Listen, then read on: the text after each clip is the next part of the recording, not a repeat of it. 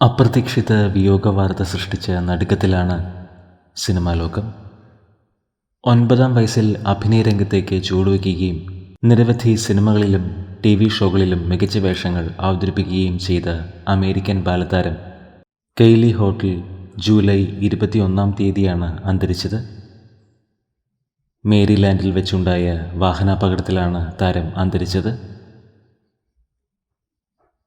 2021 പുറത്തിറങ്ങിയ Godzilla versus Kong എന്ന ചിത്രത്തിലെ വേഷമാണ് താരത്തിന് ആരാധകരെ സൃഷ്ടിച്ചത്.